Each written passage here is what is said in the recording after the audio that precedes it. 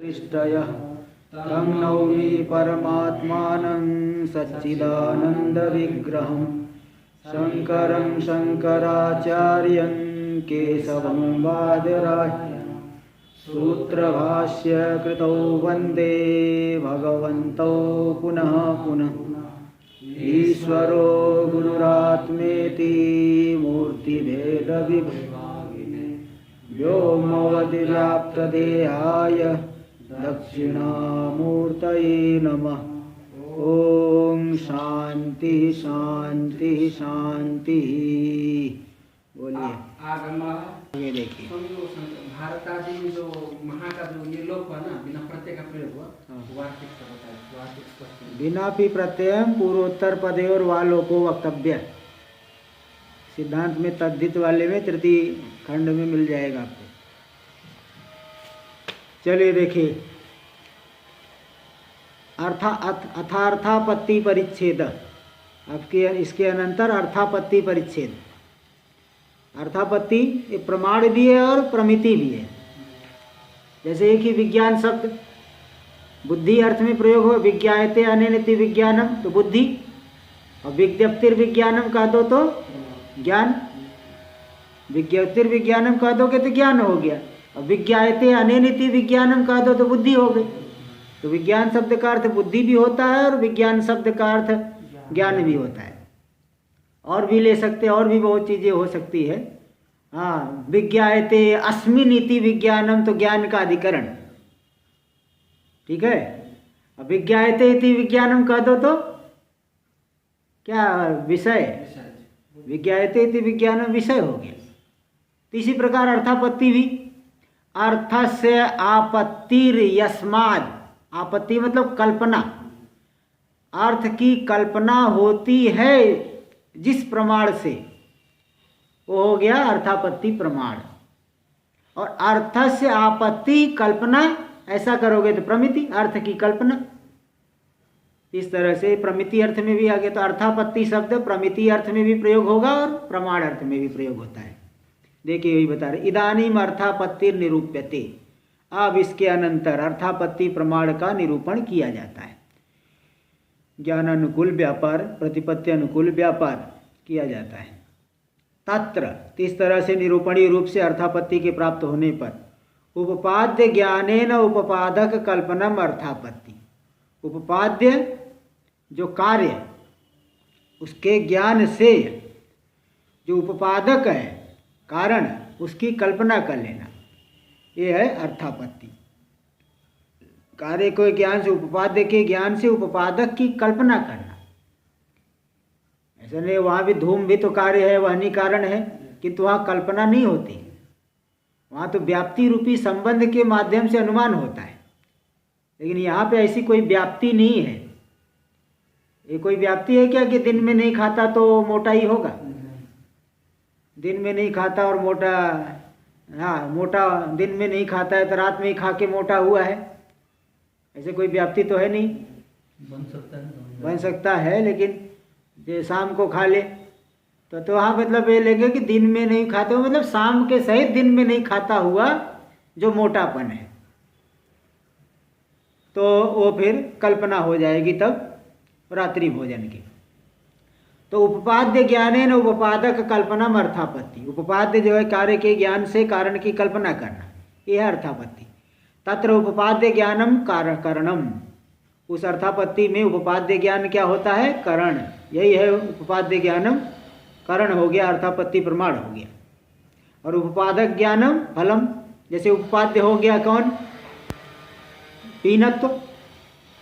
पीनत्व कार्य है ना रात्रि भोजन का, दिन में नहीं खाता हुआ भी रात्रि में खा के मोटा हो रहा है।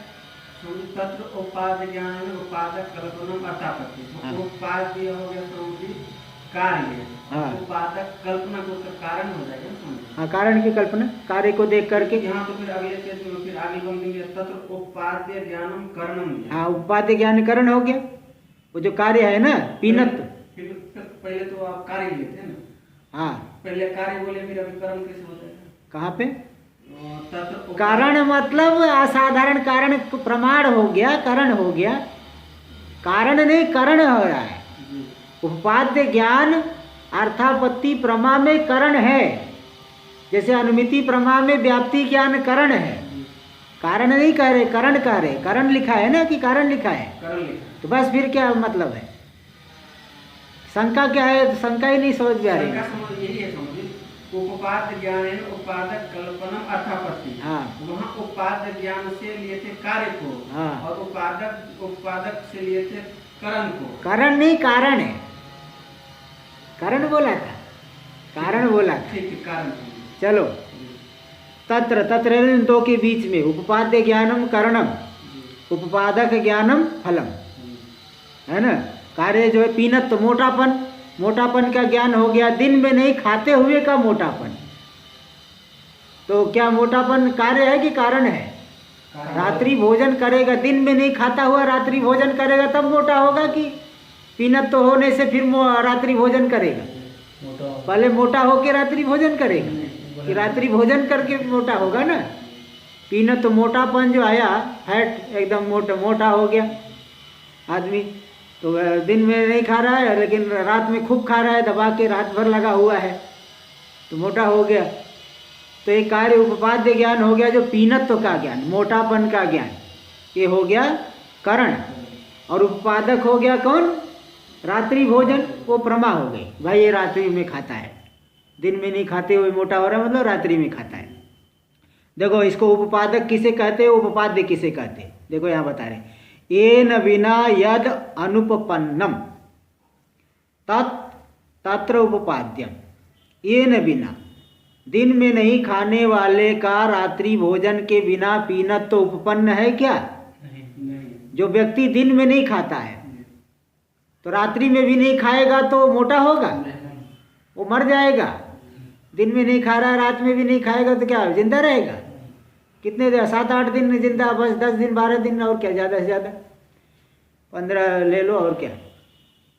तो दिन में नहीं खाता हुआ जो रात्रि भोजन के बिना पीनत तो बन नहीं सकता है। ऐसा जो पीनत्व है, तत्र से लेना यहाँ पे तेन यानी रात्रि भोजन है उपपाद्यम। तत्र का अर्थ लेना तेन, टीका में दे दिए। तत्र का अर्थ लेना तेन, ये जो है त्रल जो है सार्वविभक्तिक समझ लेना, त्रल हुआ है, इसलिए तेन अर्थ कर दिए। तो येन बिना, येन रात्रि भोजनेन बिना यत् पीनत्वम अनुपपन्नम तत् पीनत्वम तेन रात्रि भोजनेन उपपाद्यम। उस रात्रि भोजन का पीनत्व क्या होगा? उपपाद्य हो गया, कार्य हो गया। और यस्य अभावे, जिस पीनत्व के अभाव होने पर रात्रि यस्य अनुपत्ति, है ना, दिन में नहीं खा रहा और मोटा भी नहीं हो रहा है, पतला होते जा रहा है, तो रात्रि भोजन की कल्पना होगी? हाँ, तो यस्य यानी पीनत्वस्य, यस्य पीनत्वस्य अभावे। एक जगह एक उदाहरण में घटा रहा हूँ, और दूसरी अलग अलग उदाहरण में तो अलग अलग लोग हैं ना, कि हर जगह जो है दूसरा कोई कल्पना करने ले, वहाँ भी पीनत तो ले लो।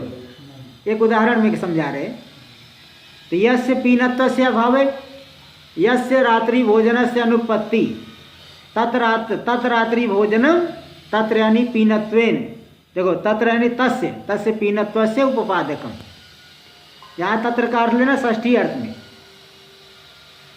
पहले वाले तत्र का किस अर्थ में लिए? तृतीय अर्थ में लिए। दूसरे वाले तत्र का किस अर्थ में लेना? षष्ठी अर्थ में। तो यस्य अभावे, यस्य पीनत्वस्य अभावे, यस्य कस्य अनुपत्ति। दूसरा वाला यस्य से क्या लिए?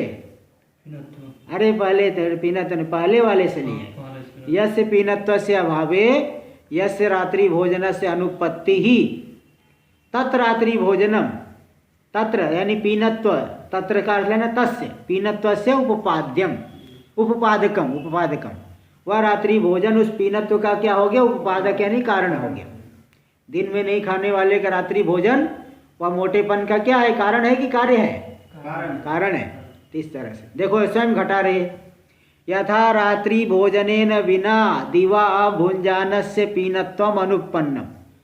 दिन में नहीं खाने वाले देवदत्त का रात्रि भोजन के बिना पीनत्व मोटापन अनुपन्न है, युक्ति संगत नहीं है। इति तादृश पीनत्व, तादृश पीनत्व से क्या लेना है? दिन में नहीं खाने वाले का पीनत्व। ऐसा नहीं कि दिन में भी खा रहा है तो बोले रात में खाता, दिन में भी खूब दबा के खा रहा है, तो रात्रि कल्पना करने की क्या आवश्यकता है? तो तादृश पीनत्व नहीं, दिन में नहीं खाने वाले का पीनत्व, वह क्या हो गया? रात्रि भोजन का कार्य हो गया, उपाद्यम, उपाद्य हो गया। देखो वही बता रहे, यथा वह रात्रि भोजन, अब देखो उपादक को दिखा रहे, यथा वह रात्रि भोजन से अभावे तादृश पीनत्व से अनुपत्ति, रात्रि भोजन नहीं होने पर दिन में नहीं खाने वाले की पुण्यत्व की अनुपत्ति हो रही, इसलिए रात्रि भोजनम किम उपपादकम, रात्रि भोजन दिन में नहीं खाने वाला रात्रि भोजन भी न करे पीनत्व होगा नहीं, इसलिए उसके पीनत्व का कारण हो गया रात्रि भोजन, वही इसलिए उसको उपपादक कर दिए, रात्रि भोजनम उपपादकम कारणम। रात्रि भोजन कल्पना रूपायाम प्रमितव, बोले भाई यहाँ पे प्रमाण क्या है, प्रमिति क्या है? बोले अर्थापत्ति, बोले एक ही अर्थापत्ति दोनों जगह कैसे प्रयोग होगा? तो दिखा, स्वयं दिखा रहे, स्वयं दिखाना पड़ेगा ना, ये नहीं पढ़ाने वाला तो पढ़ाएगा ही, लेकिन स्वयं ग्रंथकार को भी लिखना पड़ेगा कि नहीं? हाँ देखिए, रात्रि भोजन कल्पना रूपायाम प्रमितव, रात्रि भोजन की कल्पना रूपी जो प्रमिति हो रही है, मोटा दिन में नहीं खाने वाले का मोटापन देखकर रात्रि भोजन की कल्पना हो रही, इस प्रमिति में अर्थापत्ति शब्द कैसे रहेगा? अर्थस्य आपत्ति कल्पना इति षष्ठी समासेन अर्थापत्ति शब्दों वर्तते, अर्थ की कल्पना हो गई कि नहीं? दिन में नहीं खाने वाले के पीनत्व को देख करके किस अर्थ की कल्पना हो गई? रात्रि भोजन रूपी अर्थ की, पदार्थ की कल्पना हो गई। तो यहाँ पे कौन सा समास लेना पड़ा? षष्ठी। अर्थस्य आपत्ति यानी कल्पना, अर्थापत्ति, रात्रि भोजन रूपी अर्थ की कल्पना, ये प्रमिति है, प्रमिति हो गई। तो प्रमिति में भी अर्थापत्ति शब्द हो गया षष्ठी तत्पुरुष समास लेकर के। और कल्पना करण पीनत्व आदि ज्ञान है, कल्पना का करण है उपपाद्य ज्ञान, कार्य का ज्ञान, रात्रि दिन में नहीं खाने वाले के पीनत्व का ज्ञान। उस पीनत्व का ज्ञान जो करण है, करण में अर्थापत्ति शब्द कैसे रहेगा? तो बता रहे, देखिए, कल्पना करण पीनत्व आदि ज्ञाने तु अर्थस्य आपत्ति कल्पना यस्मात्, अर्थ की कल्पना हो रही है, आपत्ति हो रही जिस प्रमाण से, हाँ तत्प्रमाणम अर्थापत्ति, वह प्रमाण यहाँ क्या है? पीनत्व का ज्ञान, दिन में नहीं खाने वाले के मोटेपन का ज्ञान, ये करण बन गया, इसके माध्यम से रात्रि भोजन की कल्पना हो जाए। इति बहुव्रीहि समासेन, इस तरह से यहाँ बहुव्रीहि समासेन अर्थापत्ति वर्तते, किम वर्तते? अर्थापत्ति शब्दों वर्तते, कुत्र वर्तते? पीनत्व आदि ज्ञाने, करण में। इस तरह से बहुव्रीहि समास लेकर के करण में ले लेना। इति फल करणयोर उभयोस्तत्प्रयोग पद प्रयोग, तो फल और करण, फल जो रात्रि भोजन का ज्ञान हुआ और करण है पीनत्व का ज्ञान, इन दोनों में ही अर्थापत्ति शब्द वर्तमान है। अर्थापत्ति शब्द से करण और प्रमिति दोनों का कथन किया जाता है, अलग अलग विग्रह लेकर के एक ही शब्द से अलग अलग अर्थ। एक जैसे वो भाष्यकार भगवान, नहीं ये भाष्यकार भगवान का कि शायद पद्मपादाचार्य का, जब गए थे वो घूमने, तो कोई किसी पंडित ने पूछा, ब्राह्मण ने पूछा कि रामेश्वरम में क्या विग्रह आपका, रामेश्वरम शब्द में क्या विग्रह आप करते हो? भाष्यकार शंकर दिग्विजय में आया है शायद, भाष्यकार भगवान से कि पद्मपादाचार्य जी से शायद पूछे थे। वो गए थे भ्रमण में जा रहे थे, तो रामेश्वरम के पास पहुँचे थे, वहाँ किसी ब्राह्मण ने पूछा कि रामेश्वरम शब्द में क्या मतलब समास आप करते हो? तो उन्होंने कहा कई प्रकार के समास हो सकते हैं, 2 नहीं 3 भी हो जाएंगे। हाँ, कोई वेद लिख लिए हो क्या? 2 ही होंगे। रामश्चासो ईश्वरश्च, राम राम यानी जिसमें रमनते योगिनो अस्मिन् राम, और पूरे जगत के ईश्वर भी है वो। रामश्चासो ईश्वरस्य रामेश्वर, और राम ईश्वरो यस्य, राम है जिसके ईश्वर। शिव जी जो है राम की पूजा करते हैं, हाँ, तो मतलब एक भाई दोनों एक ही है ना, दोनों तत्व एक ही है। राम मतलब शुद्ध तत्व, उसकी उपासना शिव जी करते हैं। शिव जी किसका ध्यान करते हैं बताओ? वो तो अपने स्वरूप का ही आत्मा, आत्मा में ही रमण कर रहे हैं, तो राम यानी आत्मा। तो राम ईश्वर यस्य, स रामेश्वर, और राम से ईश्वर, इति रामेश्वर, राम ने पूजा की थी। ठीक है, तो ये तीन तीन तो ऐसे हो गया। राम जी ने पूजा नहीं की थी, राम जी ने तो शिवलिंग की स्थापना की है। हाँ, क्या राम पता नहीं क्या? आप तो ऐसे पूछ रहे जैसे भगवान राम जी तो जब रावण से जीतने के लिए तो शिवलिंग की स्थापना पूजन करके गए थे ना। हाँ, तो इस तरह से तीन प्रकार से तो हो गया। रामश्चासो ईश्वरश्च, राम ईश्वरो यस्य, और रामस्य ईश्वर। तो कई एक शब्द जो है कई अर्थों में प्रयोग हो जाता है। अर्थापत्ति यहाँ इसी प्रकार करण अर्थ में भी प्रयोग हो जाएगा, हाँ, प्रमाण अर्थ में, प्रमिति अर्थ में भी प्रयोग हो जाएगा। चलो देखो, सच अर्थापत्ति द्विविधा।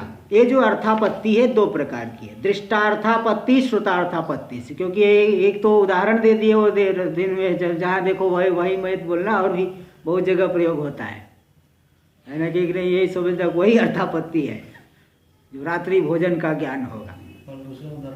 अब सब बता रहे हैं ना उदाहरण, देखो सब बताएंगे। दृष्टार्थापत्ति, श्रुतार्थापत्ति दो प्रकार की। साच अर्थापत्ति द्विविधा, वो अर्थापत्ति दो प्रकार की, दृष्टार्थापत्ति, श्रुतार्थापत्ति चैति।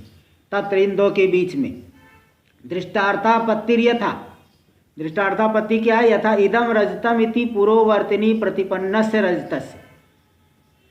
जो सामने देखा, सुक्ति में उसको रजत दिखाई पड़ा, तो ये जो इदम रजतम इति पुरोवर्तिनी, पुरोवर्तिनी में सामने जो सुक्ति है उसमें पुरोवर्ती पदार्थ में जो प्रतिपन्न हुआ रजत, इदम रजतम करके जो ज्ञान ज्ञात हुआ रजत, इस ज्ञान का विषय बना, तो बाद में वहीं पे उसको क्या कैसे निषेध करेंगे? नेदम रजतम जाके परीक्षा किए, नेदम रजतम इति तत्र वो निषिध्यमानत्व।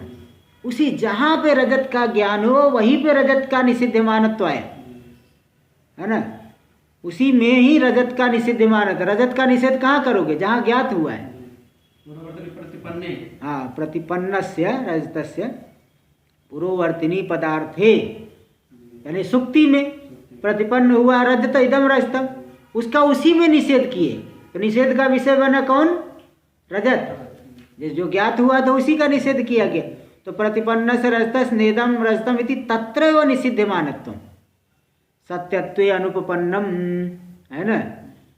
यद रजतम यत्र ज्ञातम तत्रैव निषिध्यमानत्वम मिथ्यात्वम बिना अनुपपन्नम, सत्यत्वे अनुपपन्नम मिथ्यात्वम बिना अनुपपन्नम इति मिथ्यात्वानुपपत्त्या रजतस्य निषिध्यमानत्वानुपपत्त्या रजतस्य मिथ्यात्वम उपपद्यते। जो वस्तु, जो रजत जहाँ पे ज्ञात हुआ वहीं पे उसका निषिध्यमानत्व, उस रजत में निषिध्यमानत्व जो आई, उस रजत के मिथ्यात्व के बिना निषिध्यमानत्व संभव नहीं है। इसलिए निषिध्यमानत्व की अनुपत्ति से रजत को क्या मानना पड़ेगा? मिथ्या मानना पड़ेगा। यह है क्या? दृष्टार्थापत्ति। देखा ना, दृष्ट देख करके ऐसा कहा भाई दिखा तो था लेकिन है नहीं, इसलिए क्या मानोगे? मिथ्या। जो वस्तु जहाँ दिखाई पड़ी उसी में उसका निषेध किया गया, उस वस्तु के मिथ्यात्व के बिना उसका निषेध हो नहीं सकता। इसलिए निषेध की अनुपत्ति से उसको क्या मानना पड़ेगा? मिथ्या मानना पड़ेगा। है कौन? दृष्टार्थापत्ति। तो वही कर इदम रजतम इति पुरोवर्तिनी प्रतिपन्न से रजतम से नेदम रजतम इति तत्रैव निषिध्यमानत्वम। ये जो निषिध्यमानत्व हो गया उपपाद्य, उस उपाद्य के द्वारा क्या कल्पना करोगे? मिथ्यात्व की कल्पना। मिथ्यात्व हो गया उपपादक। मिथ्यात्व होगा तभी तो उसी वहां पे निषेध करोगे। मिथ्या होगा तो जहां दिख रहा है वही तभी निषेध करोगे ना। तो पहले निषेध किया तो इसलिए मिथ्यात्व की सिद्धि हो रही है, तो इसलिए निषिद्ध मानत्व हो गया उपाद्य, और सिद्धि हम किसके कर रहे हैं? मिथ्यात्व उपादक की सिद्धि कर रहे हैं। इति रजत से सद भिन्नत्वम। इस तरह से इस प्रमाण के द्वारा रजत से सद भिन्नत्वम, रजत में सद भिन्नत्व ही मिथ्यात्व है। मिथ्यात्व का सद भिन्नत्व अथवा सत्य तत्ता भावत्वम व मिथ्यात्वम कल्पयति।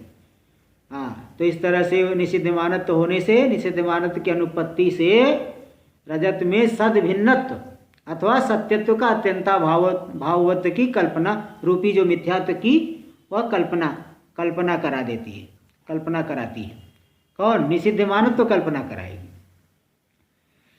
तो इस तरह से देखिए, देखो टीका में दे दिए, हाँ देखो ये टीका में दिए तीसरी पंक्ति में, अनुपन्नमिति हेतु हो निषिद्ध मानत्वम रजतस्य मिथ्यात्वम कल्पयति। वह जो अनुपन्न है, सत्यत्व मानने पर, रजत में सत्यत्व मानने पर रजत का निषिद्ध मानत्व बनेगा नहीं, अनुपन्न है, इसलिए निषिद्ध मानत्व किसकी कल्पना कराएगी? मिथ्यात्व की कल्पना कराएगी। ठीक है, तो अब इसी मिथ्यात्व को यहाँ दो शब्दों से कहे, सद भिन्नत्वम सत्यत्व अत्यंता भाववत्वम। हुआ तो सद भिन्नत्व क्या है? देखो दो चीज, धर्मी भेद और धर्म का अत्यंता भाव, दोनों समनियत होते हैं। जहाँ वहनी का अत्यंता भाव है वहाँ वहनी मत का भेद, वहन्याधिकरण का भेद रहेगा। देखो जैसे जल ह्रद में वहनी है क्या? वहनी का क्या है? कौन सा भाव? अत्यंता भाव। जल ह्रद में वहनी का क्या है? अत्यंता भाव। और उसी जल ह्रद में वहन्याधिकरण का क्या रहेगा? भेद रहेगा। जहाँ पे किसी पदार्थ का अत्यंता भाव है वहीं पे, है ना, उस तद्वत का क्या रहेगा? उस पदार्थ वाले अधिकरण का क्या रहेगा? भेद रहता है। तो धर्मी का भेद और धर्म का अत्यंता भाव समनियत है। इसी प्रकार जहाँ सत्यत्व का अत्यंता भाव है वह क्या होगा? सत से भिन्न होगा।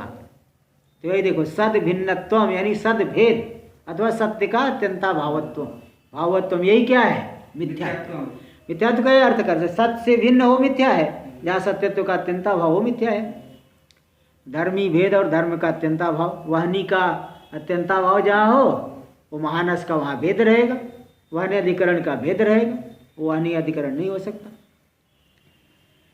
इस तरह से ये हो गया दृष्टार्थापत्ति का उदाहरण दिया। और श्रुतार्थापत्ति का उदाहरण देखिए, ये तो अभी सिद्ध है, छांदोग्य में आता है। श्रुतार्थापत्तिर यथा, श्रुतार्थापत्ति का उदाहरण क्या? जैसे यत्र श्रूयमाण वाक्य से स्वार्थानुपत्ति मुखेन, जहाँ पे श्रूयमाण वाक्य की स्वार्थ की अनुपत्ति के माध्यम से स्वार्थ बन नहीं पा रहा है, इसलिए अर्थांतर की कल्पना हो जाएगी। वहाँ पे क्या माना जाता है? श्रुतार्थापत्ति। श्रूयमाण वाक्य के स्वार्थ संभव नहीं होने से भिन्न अर्थ की जहाँ कल्पना हो जाए वहाँ क्या कहेंगे? श्रुतार्थापत्ति, श्रुत अर्थ की आपत्ति। देखिए यथा तरति शोकम आत्मविद, ये किसने कहा था? हाँ, नारद जी ने सनत कुमार से, तर श्रुतम हेओ मे भगवत दृश्यभ्य तरति शोकम आत्मविद। सनत कुमार जी से जाके बोले, मैंने आप जैसे महापुरुषों से सुना है कि जो आत्मवेदता है शोक सागर को पार कर जाता है, शोक को पार कर जाता है। इत्यत्र श्रुत से शोक शब्द वाच्य बंध जाता है। शोक का अर्थ है बंध समुदाय। शोक यानी क्या? बंध समुदाय, अहंकार से लेकर के देह पर्यंत जो बंध समुदाय है, व्यष्टि बंध का हेतु तो उनको शोक शब्द से कहा गया। तो शोक शब्द वाच्य जो बंध जात है तो आत्मवेदता उसको पार कर जाता है। तो ज्ञान से निवृत्त हो रहा है ना, जो वस्तु ज्ञान से निवृत्त, ज्ञान मात्र से ही निवृत्त हो जाए उसको क्या कहा जाता है? मिथ्या। वह मिथ्या होती। भाई रस्सी में सर्प, रस्सी को देखने मात्र से ही सर्प गायब हो जाए, तो ज्ञान मात्र से सर्प की निवृत्ति हुई तो सर्प मिथ्या मानोगे। और जिस सर्प को डंडे से भगाना पड़ रहा है उसको मिथ्या कहोगे व्यावहारिक सत्ता में? बोले अरे पूरे संसार है, पूरे संसार ही मिथ्या, बात अलग है। ये दृष्टांत हम घटा रहे हैं। इसी प्रकार ज्ञान मात्र से ही पूरे बंधन की निवृत्ति हो रही है, इसलिए बंधन क्या हो गया? मिथ्या है। देखो वही बता रहे, इत्यत्र श्रुतस्य शोक शब्द वाच्य बंध जाता है। इस वाक्य में जो सुना गया शोक पद वाच्य बंध समुदाय, उस बंध समुदाय में ज्ञान निवर्त्यत्व से, ज्ञान निवर्त्यत्व आ रहा है ना, तभी तो तरति शोकम आत्मविद, आत्मा को जानने वाला बंधन को, शोक को पार कर जाता है। तो बंध समुदाय में क्या मालूम पड़ा? ज्ञान निवर्त्यत्व से, उसकी अन्यथा अनुपत्ति से। अगर वह सत्य होता तो ज्ञान के द्वारा निवृत्त नहीं होता। इसलिए बंधस्य मिथ्यात्वम कल्प्यते, बंध में मिथ्यात्व की कल्पना हो जाती है ना। श्रुत से तरति शोक, बंध से मिथ्यात्वम बिना ज्ञान निवर्त्यत्वम अनुपपन्नम, ज्ञान निवर्त्यत्वानुपपत्या बंध से मिथ्यात्वम उपपद्यते। इस तरह से देखिए, बंध अगर मिथ्या नहीं होगा तो ज्ञान मात्र से निवृत्त होगा? ज्ञान मात्र से निवृत्त नहीं होता।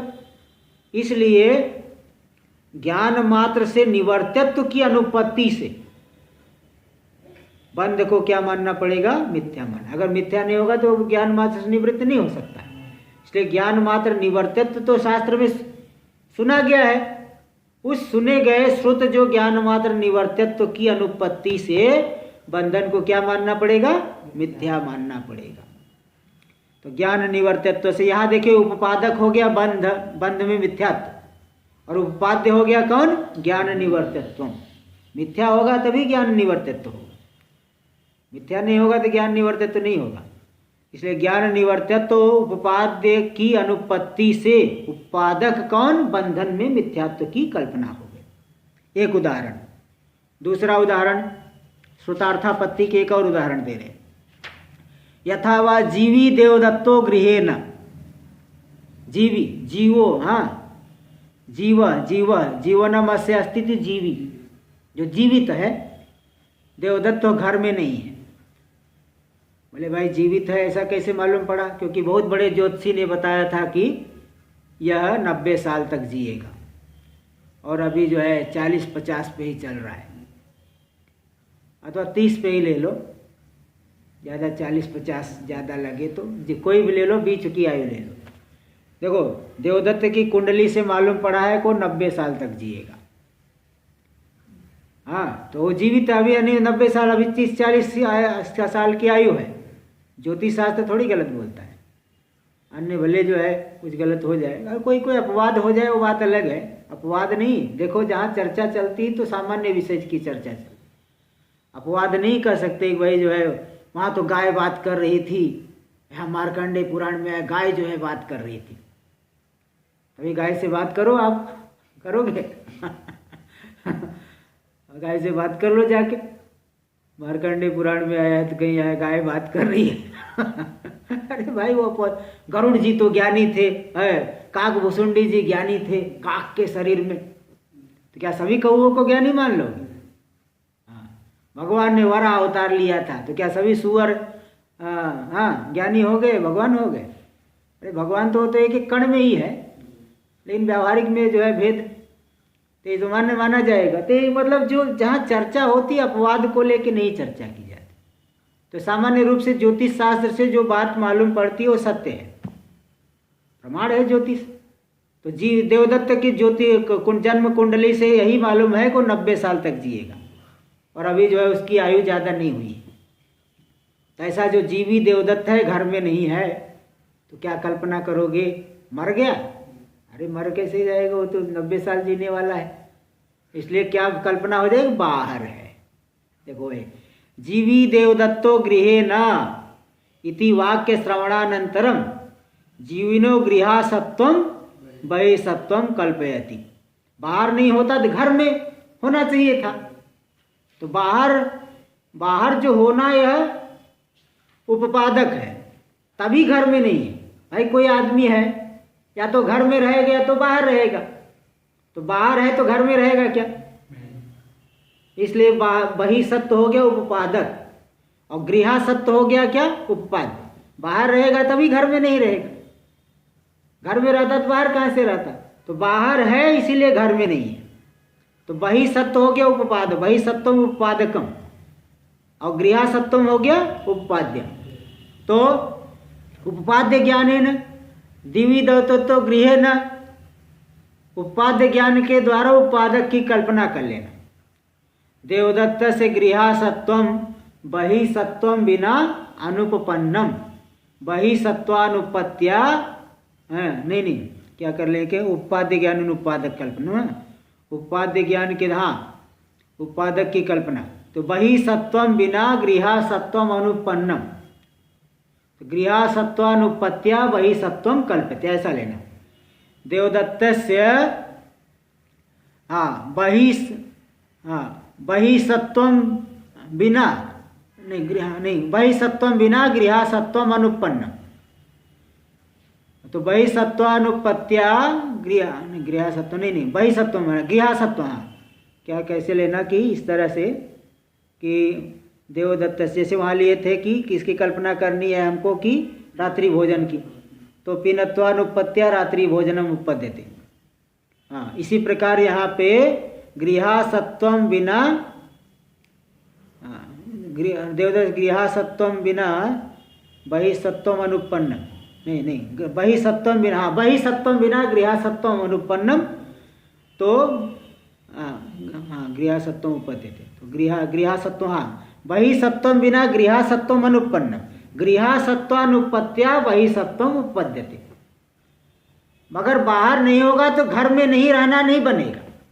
भाई जो आदमी जिंदा है तो बाहर नहीं है तो घर में रहना चाहिए था, तो घर में नहीं है मतलब बाहर रहेगा। तो बही सत्व देवदत्त से बही सत्वम बिना गृहा सत्वम अनुपन्नम, गृहा सत्वानुपत्या किम कल्प्यते बही सत्वम, घर में नहीं है जीवित है तो बाहर रहे, ऐसी कल्पना हो जाएगी। इसलिए इस तरह से वाक्य बनाना कि देवदत्त से बही सत्वम बिना गृहा सत्वम अनुपन्नम, गृहा सत्वानुपत्या बही सत्वम उपपद्यते कल्प्यते, इस तरह से कर लेना। ये हो गया दो उदाहरण श्रुतार्थापत्ति का भी दे दिए। आगे देखिए, श्रुतार्थापत्ति से द्विविधा, श्रुतार्थापत्ति भी दो प्रकार की होती है, अभिधानानुपत्ति और अभिहितानुपत्ति से। जहाँ अभिधान यानी जहाँ तात्पर्य ठीक नहीं बैठ पाना, ये अभिधीयते इति अभिधानम तात्पर्य, जहाँ तात्पर्य ठीक नहीं बैठ पाना ये अभिधानानुपत्ति, इसलिए कल्पना करेंगे। और दूसरा अभिहितानुपत्ति मतलब अर्थ ठीक नहीं बैठना, तात्पर्य ठीक नहीं बैठना, अर्थ ठीक नहीं बैठना, तात्पर्य ठीक से ज्ञात नहीं होना, अर्थ ठीक से ज्ञात नहीं होना, तो ये दोनों अनुपत्ति से कल्पना की जाएगी। तत्र इन दो के बीच में यत्र वाक्यैक देश श्रवणे अन्वया विधानानुपत्या अन्वया विधानोपयोगी पदांतरम कल्प्यते तत्र विधानानुपत्ति। जहाँ वाक्य एक देश सुने, जैसे कहते द्वारम, तो क्या कल्पना करनी पड़ेगी विदेही। तो वाक्य के एक देश सुने, दरवाजा को बंद कर दो, खुला है तो बंद कर दो, और बंद है तो खुला, उद्घाट है, द्वारम उद्घाट है, ऐसी कल्पना करनी पड़ेगी। तो यहाँ यत्र वाक्य के देश श्रवणे, वाक्य का एक देश सुने, कह दिया द्वारम दरवाजा को, दरवाजे को दरवाजा, तो समझ जाएगा खोलना है कि बंद करना है, बंद है तो खोलना है, खुला है तो बंद करो, तो द्वारम कह दिया। तो वाक्य का एक देश श्रवण होने पर अन्वयाभिधान, अन्वय अभिधान की अनुपत्ति से तात्पर्य विषयीभूत जो अन्वय है, उस अन्वय के अभिधान की अनुपत्ति से अन्वया विधानोपयोगी पदांतरम कल्प्यते, अन्वय के कथन के उपयोगी भिन्न पद की कल्पना हो जाती है। क्योंकि पीछे इस बात को बता चुके हैं, क्रिया का श्रवण होने पर कारक की आकांक्षा, कारक का श्रवण होने पर क्रिया की आकांक्षा। जब सुन लिया द्वारम, कर्म का श्रवण हुआ, तो किस क्रिया का, क्या करे द्वार को, तो क्रिया की आकांक्षा नहीं होगी। इस तरह से इसलिए भिन्न पद की कल्पना करनी पड़ेगी।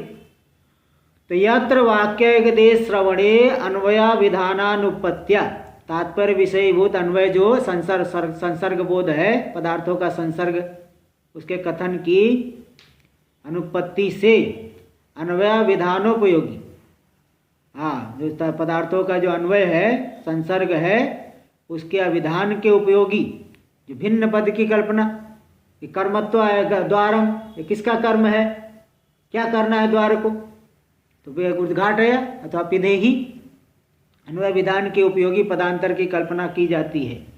तत्र अभिधानानुपत्ति, वहाँ पे अभिधान की अनुपत्ति है ना, वो तात्पर्य, उसके बिना तात्पर्य ठीक से बैठेगा नहीं। अन्वय का अभिधान नहीं हो पाएगा, कथन नहीं, तात्पर्य वो बैठेगा नहीं। देखो हाँ, यथा द्वारम इत्यत्र पिदेही इति अध्याहार, दरवाजे को बंद करो, पिदेही अध्याहार करना पड़ेगा। यथा विसर्जिता यजेत इत्यत्र स्वर्ग काम इति पदाध्याहार, विसर्जिता यजेत, विसर्जित याग के द्वारा यजन करे। तो यहाँ पे कौन करे भाई?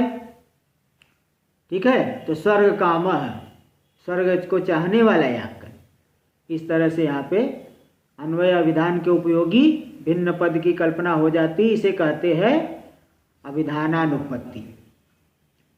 अच्छा, ये दूसरा वाला आ गया ना, चतुर्थ वाला वैदिक को, अच्छा नहीं उसी का है, उसी का है। अभिहित का तो आगे आ रहा है, अभिहित का तो आगे 2 पेज बाद आ रहा है। ये अभिधानानुपत्ति का ही दोनों उदाहरण, एक लौकिक उदाहरण दिए, एक वैदिक उदाहरण दिए। अब यहाँ देखिए, ननु द्वारम इत्यादौ अन्वयाभिधानात् पूर्वम इदयम् अन्वयाभिधानम विधानोपस्थापक पदं विना अनुपन्नमिति कथम ज्ञानम। बोले भाई ये जो है शंका कर रहा है पूर्व पक्षी, जैसे द्वार कर्मक विधानम, द्वारम विधेयी मतलब द्वार कर्मक विधानम, विधानानुकूल व्यापारवान भव, ऐसा बोध होगा। तो भाई जो है द्वार कर्मक विधान, ये जो अन्वय नहीं हुआ है जब, उसके पहले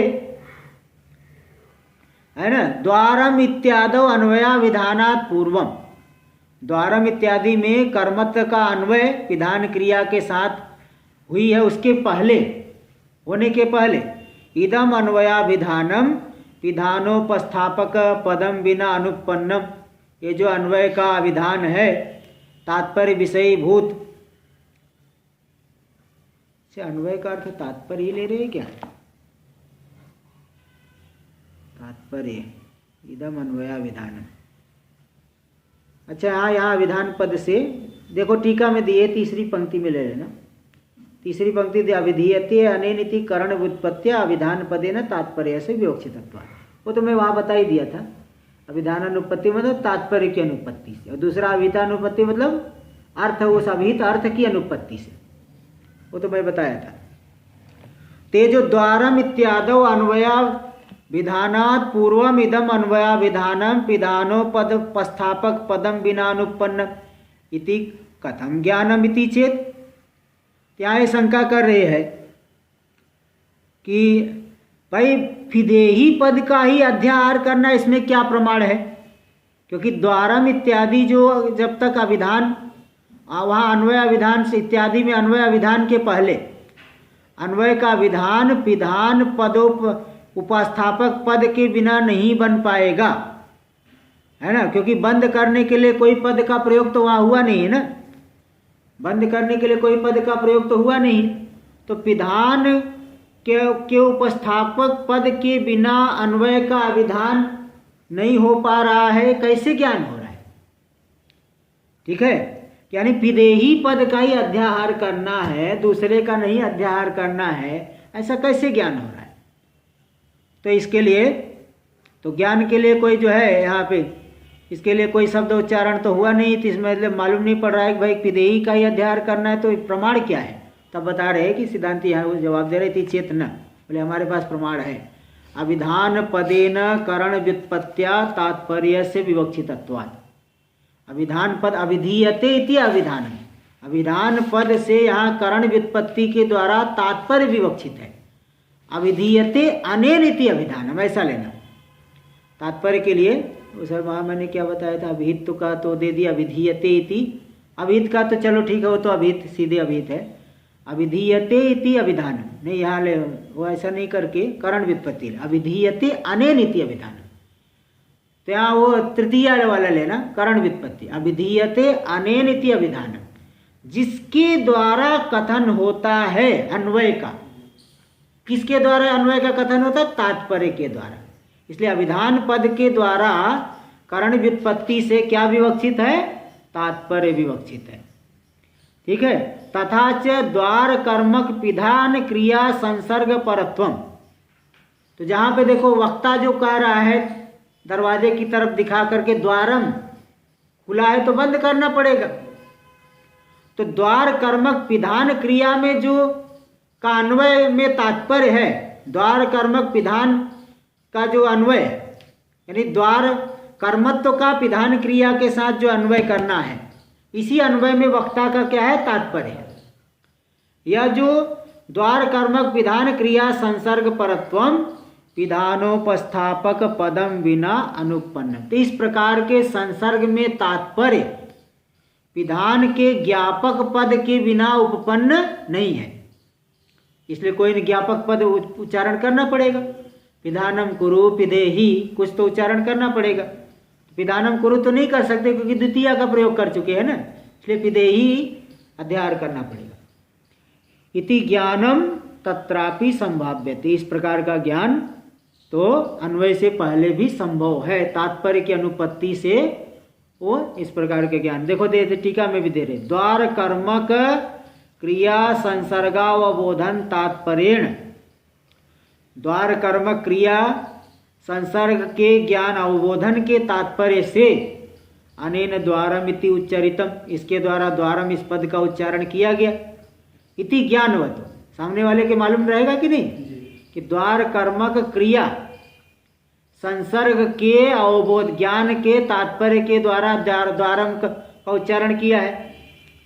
तो अन्वय, इसलिए ऐसे ज्ञान वाले पुरुष के अन्वया विधान से पूर्वावस्था में भी तथा ज्ञानम संभाव्यते, उस प्रकार का ज्ञान संभव है कि पिधान के उपस्थापक पद के बिना वह द्वार कर्मक पिधान क्रिया संसर्ग परत्व संभव नहीं है, इसलिए पिधान पद का प्रयोग करना पड़ेगा, तभी जो है इस प्रकार का संसर्ग बनेगा। ते अभिधानानुपत्ति में यहाँ लिए। और अभिहितानुपत्ति, अभिहित का अर्थ होता है मतलब जो शब्द के द्वारा जो अर्थ कथित हुआ है वो ठीक से बैठ नहीं पाना, इसको जो है इसको कल ही करना ठीक रहेगा, है ना। थोड़ा ये विचार गंभीर है, इसलिए संभाल के ही किया जाए तो ठीक। मैं तो बता दूं लेकिन आपके समझ में ना आए, चलो इसको कल ही करेंगे, समय लगभग हो गया। ओम पूर्णमदः पूर्णमिदं पूर्णात् पूर्णमुदच्यते पूर्णस्य पूर्णमादाय पूर्णमेवावशिष्यते। ओम शांति शांति शांति। शंकरं शंकराचार्यं केशवं बादरायणं सूत्रभाष्य कृतौ वंदे भगवन्तौ पुनः पुनः। ईश्वरो गुरुरात्मेति मूर्तिभेदविभागिने व्योमवद्व्याप्तदेहाय दक्षिणामूर्तये नमः। ओम शांति शांति शांति।